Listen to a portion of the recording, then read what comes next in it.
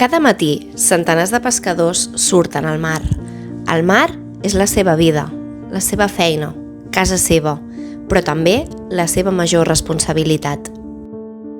Des del 2017, la col·laboració entre els pescadors de Tarragona i la Fundació CRAM ha permès rescatar i tornar al mar més de 460 tortugues marines.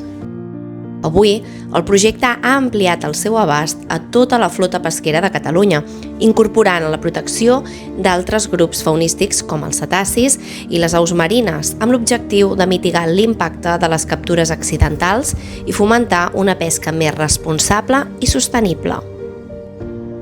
Ellos mismos son los primeros que no tienen ningún tipo de interés en que haya esta interacción, pero una vez se ha dado y es inevitable, pues son los primeros interesados en intentar salvar este animal, en intentar hacer los pasos correctos y ayudar a que esta fauna y a esta parte de su día a día pues se haga correctamente.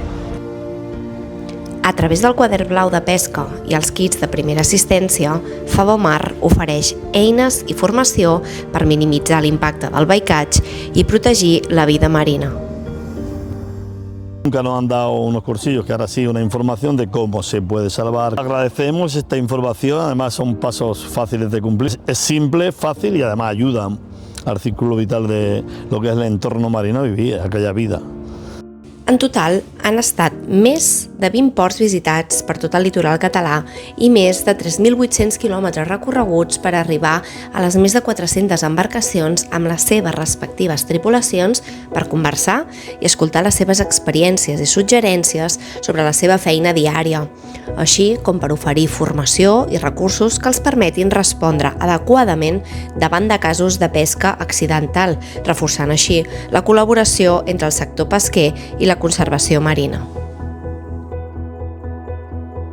Avui, després de l'èxit d'anteriors edicions amb els ports del sud, extenem aquest compromís a tota la flota pesquera catalana per avançar junts cap a un mar més viu i sostenible. A veces los pescadores capturamos de manera accidental alguna tortuga, pero rápidamente colaboramos con el CRAM para intentar recuperarla y devolverla a su hábitat, porque al fin y al cabo a nosotros nos interesa cuidar y mantener la mar porque vivimos de ella. Favomar, la veu del mar, la força dels pescadors, el compromís amb la vida marina.